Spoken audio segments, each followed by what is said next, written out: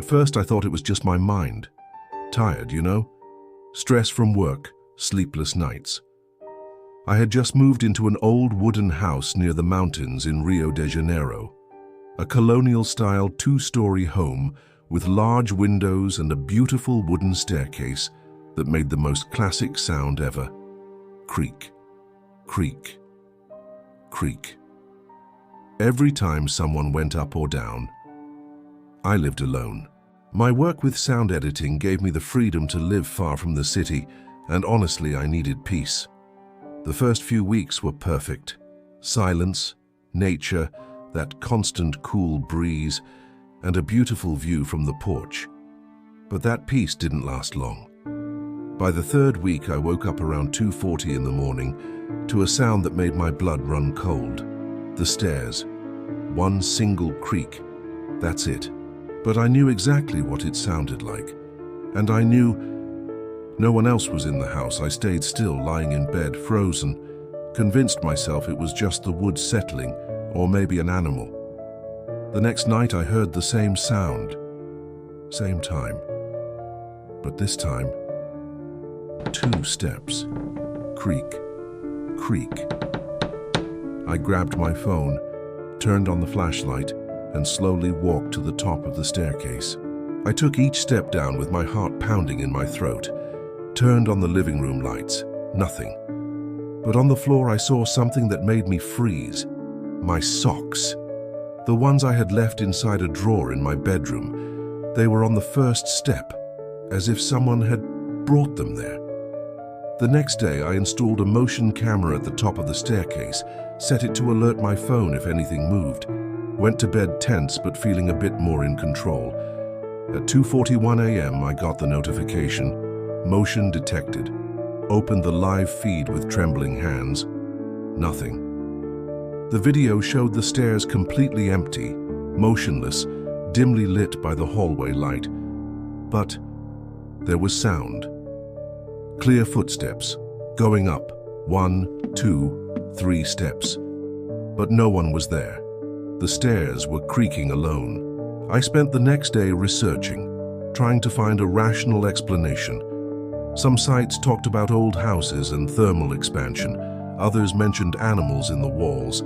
But none of that explained the camera picking up clear footsteps, perfectly spaced, rhythmic.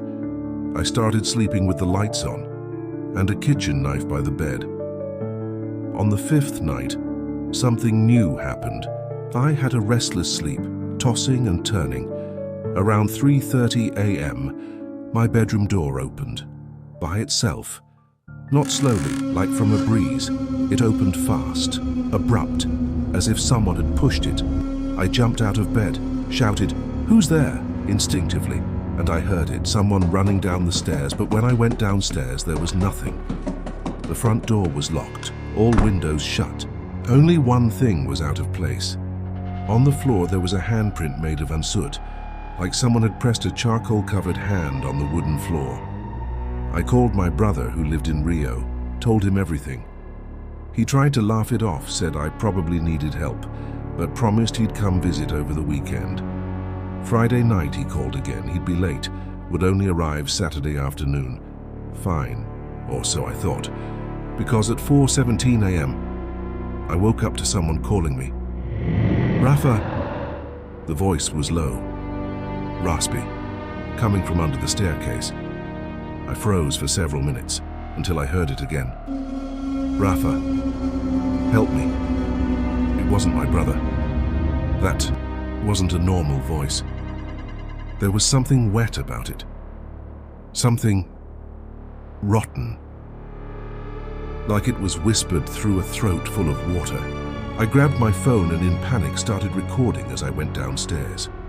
When I reached the bottom, the house was completely silent, but the video I recorded showed something else. While I filmed the stairs, for 1 second, in the corner of the frame, someone was staring through the steps. A pale face, no eyes, just stretched skin, teeth, and darkness. The next day, my brother arrived, but the moment he stepped inside, he went pale and said, Man, there's something seriously wrong with this place. I dreamed about this staircase for weeks, always with someone calling me from the basement. We tore up half the living room floor that day, and we found a space sealed with cement like a hidden compartment. We called the police. Inside that compartment, they found bones, a lot of them, and among them the remains of a wooden staircase, clearly not part of the current house. The house had been built on top of another, and the creepiest part, in the city's old registry books, a name showed up repeatedly in the permits: Rafael Menezes, my name, but dated back to 1932. I never went back after that, and sometimes I wonder if whatever lives under there still calls for me at night, because every time I close my eyes, I hear the staircase creaking, step by step.